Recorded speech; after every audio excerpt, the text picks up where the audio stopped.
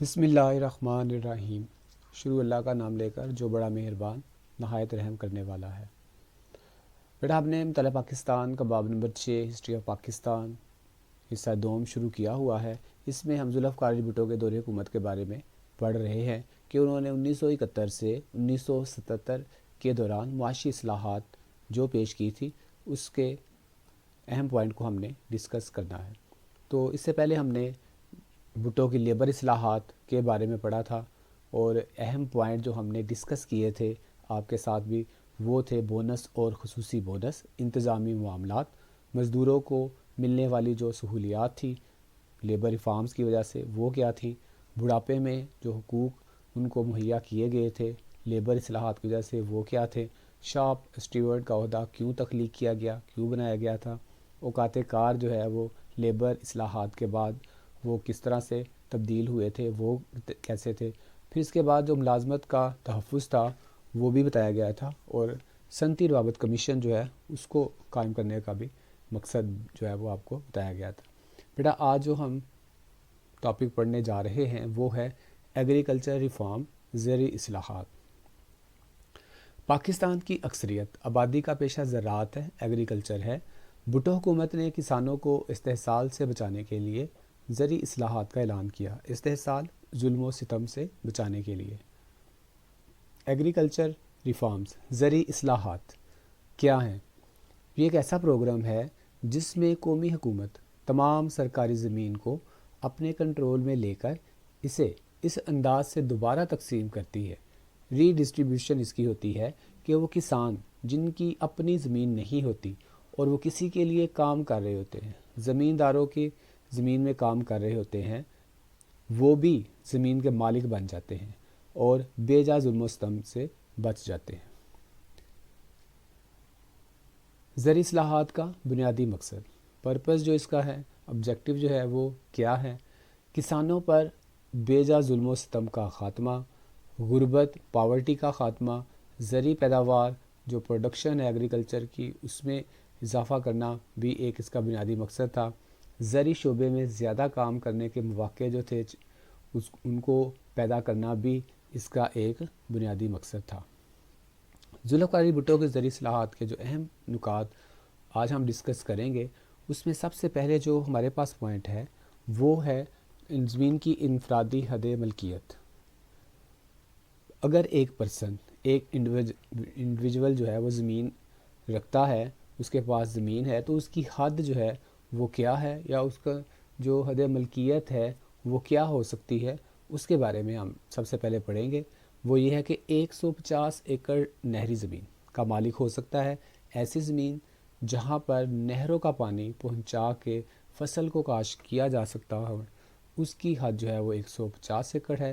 اور 300 ایکڑ بارانی زمین، بارانی زمین کہتے ہیں جو زمین فصل کاشت کرتی ہے نیچرل رین کی وجہ سے، بارش کے پانی کی وجہ سے، تو اس کو بارانی زمین کہا جاتا ہے۔ اس کی حد جو ہے وہ 300 ایکڑ مقرر کی گئی تھی۔ زائد زمینیں زمینداروں سے لے کر مزارعین اور کاشتکاروں میں بلا معاوضہ تقسیم کر دی گئی۔ مارچ 1976 تک 15 لاکھ ایکڑ زمین کسانوں میں تقسیم کی گئی تھی۔ جو نیکسٹ ہمارے پاس پوائنٹ ہے ذوالفقار علی بھٹو کی زرعی اصلاحات کا، وہ ہے ملازموں کے لیے حد زمین جو ہے وہ گورنمنٹ کے جو ملازمین تھے ان کے لیے جو زمین کی حد جو ہے وہ کیا مقرر کی گئی تھی۔ وہ سرکاری ملازمین جنہوں نے ملازمت کے دوران اور ریٹائرمنٹ کے بعد 2 سال کے اندر زمین خریدی تھی، ایسے ملازمین کے لیے 100 ایکڑ زمین محدود کر دی گئی۔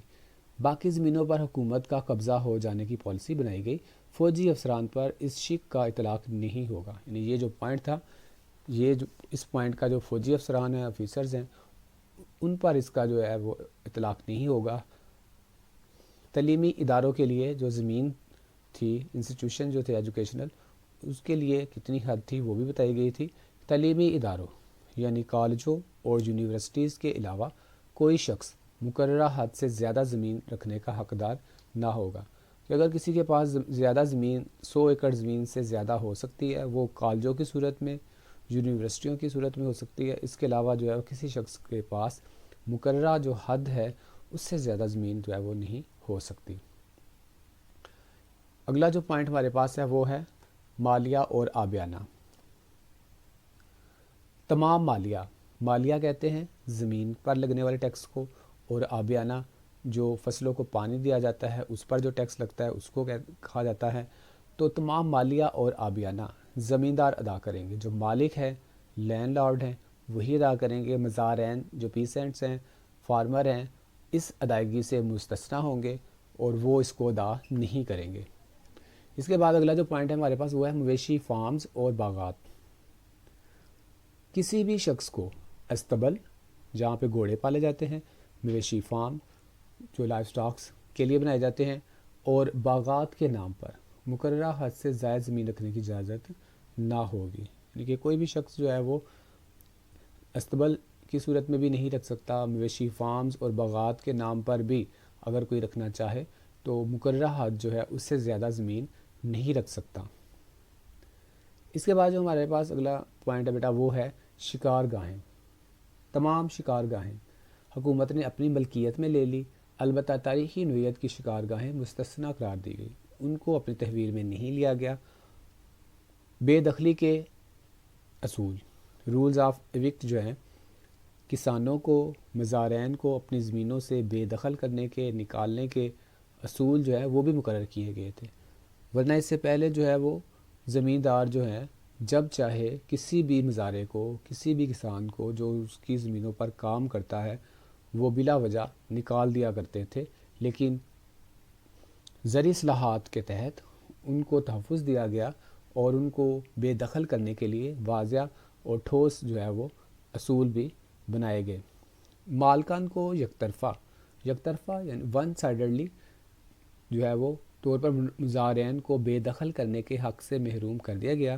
صرف بٹائی نہ دینے والے، بٹائی سے مراد ہے کہ جو طے شدہ حصہ ہے پیداوار کا، اگر وہ مزارع نہیں دیتے تو پھر اس کو جو ہے وہ نکالا جا سکتا ہے، یا مسلمہ شرائط کی خلاف ورزی کرنے والے مزارعین ہی بے دخل کیے جا سکیں گے۔ اس کے بعد جو ہمارا اگلا جو پوائنٹ ہے اشتمال اراضی کا۔ حکومت نے چھوٹے چھوٹے قطاعات کو، زمین کے جو چھوٹے چھوٹے حصے ہیں اس کو اکٹھا کرنے کے لیے اشتمال اراضی کے نام سے ایک نئی اسکیم متعارف کروائی کہ اگر کسی کے پاس تھوڑی تھوڑی زمین ہے وہ ساری ایک جگہ پہ اکٹھی کر کے اس کو مشینوں کے ذریعے سے کاشت کیا جائے اور مشینوں کے ذریعے سے اس کی کٹائی کی جائے تو زیادہ پیداوار ہو سکتی ہے، اور اس طرح سے سب کو فائدہ جو ہے وہ بھی ہو سکتا ہے۔ جو اگلا پوائنٹ ہے ہمارے پاس وہ ہے انجمن امداد باہمی۔ بیٹا یہ جو ہمارے پاس پوائنٹ ہے، پاکستان میں مشینی کاشت کے لیے تحریک امداد باہمی کی حوصلہ افزائی کی گئی اور امداد باہمی کی انجمنوں کی مدد کے لیے رقوم مختص کی گئی، یعنی کہ یہ بھی ایسے اگر کوئی تحریک چلتی تھی یا کچھ لوگ مل کر کام کرتے تھے اس کو انکریج کیا گیا تھا، اور امداد باہمی کی جو انجمنیں بنی ہوئی تھی، کمیٹیاں بنی ہوئی تھی، ان کے لیے رقم بھی ریزرو کی گئی، مخصوص کی گئی تاکہ وہ اب اس کو آگے بڑھا سکے اور ترقی کا جو مرحلہ ہے وہ آگے بڑھ سکے۔ زرعی مشینری، ٹریکٹر اور دوسری زرعی مشینری جو کاشت کے لیے، زمینوں کی کاشت کے لیے ضروری تھی، اس کو خریدنے کے لیے کسانوں اور زمینداروں کو آسان شرائط پر قرضے دیے گئے تاکہ وہ ضروری سامان اور آلات جو ہے وہ خرید کر کاشت کر سکے اور پیداوار حاصل کر سکے، اور ہمارا ملک جو ہے وہ ان چیزوں میں خود کفیل ہو سکے اور ہم اپنی ساری ضروریات جو ہے وہ اپنے ملک میں پوری کر سکیں۔ بیٹا یہ تھا ہمارا آج کا ٹاپک، ایگریکلچر ریفارم، زرعی اصلاحات۔ انگلش میڈیم کی بک جو ہے اس کا صفحہ نمبر پیج نمبر 7 ہے، جہاں پہ آپ کو یہ پوائنٹ مل جائے گا، اور اس کے بعد جو اردو میڈیم ہے اس میں صفحہ نمبر 5 پہ جو ہے وہ زرعی اصلاحات جو ہے وہ پوائنٹ کی صورت میں دیا گیا ہے، آپ کو وہاں سے مل جائے گا۔ بیٹا آپ نے اس کو اچھی طرح سے یاد کرنا ہے اور لکھنے کی پریکٹس بھی کرنی ہے، یاد پہلے کرے اچھی طرح سے، سمجھے اس کو اچھی طرح سے، اور پھر اس کو آپ نے لکھنا ہے۔ دعا میں یاد رکھیے گا۔ اللہ حافظ۔